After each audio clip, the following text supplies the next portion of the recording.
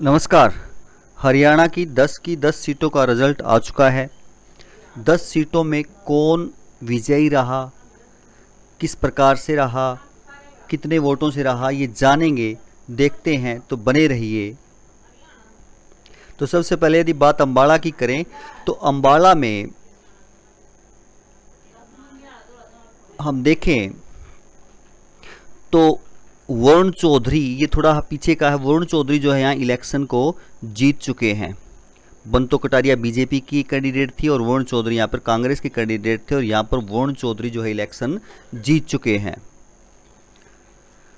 कुरुक्षेत्र का जिक्र करें तो कुरुक्षेत्र में सुशील गुप्ता आप कैंडिडेट थे और नवीन जिंदल जो है वो बीजेपी के कैंडिडेट थे और अभय चौटाला जी इनेलो के कैंडिडेट थे, और यहाँ पर नवीन जिंदल बीजेपी से जो है वो चुनाव जीत चुके हैं।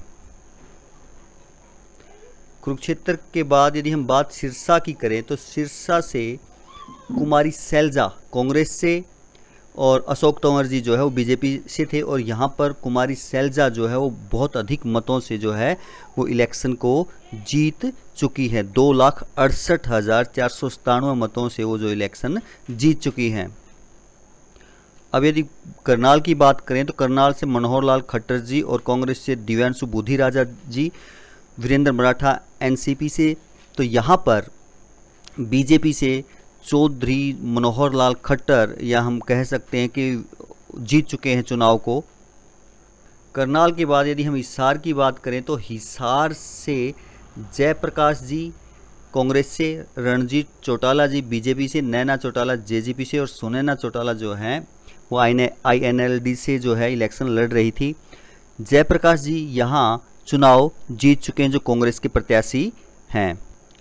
अब यदि हम बात करें सोनीपत की तो सोनीपत से सतपाल ब्रह्मचारी कांग्रेस से, मोहनलाल बडोली बीजेपी से, और यहाँ सतपाल ब्रह्मचारी जी इलेक्शन जीत चुके हैं, यानी कांग्रेस पार्टी ने भी जीत दर्ज कर ली है।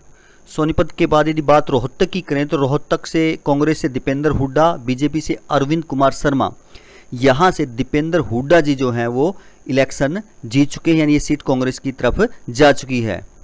भिवानी महेंद्रगढ़ सीट से बीजेपी से चौधरी धर्मवीर सिंह और कांग्रेस से राव दान सिंह थे, यहाँ से बीजेपी की सीट निकल चुकी है, यानी चौधरी धर्मवीर सिंह जो है वो इलेक्शन जीत चुके हैं। और यदि हम गुड़गांव से देखें तो कांग्रेस से राज बब्बर और बीजेपी से राव इंदरजीत सिंह जी थे, राव इंदर सिंह जी बीजेपी की ये सीट निकल चुकी है। और यदि 10वीं सीट फरीदाबाद का जिक्र करें तो कृष्णपाल गुर्जर जी बीजेपी से और कांग्रेस से महेंद्र प्रताप सिंह जी थे। कृष्णपाल गुर्जर जी ये सीट जो है वो जीत चुके हैं, यानी ऐसा कह सकते हैं कि हरियाणा में 5 सीट बीजेपी को और 5 सीट कांग्रेस को मिली है।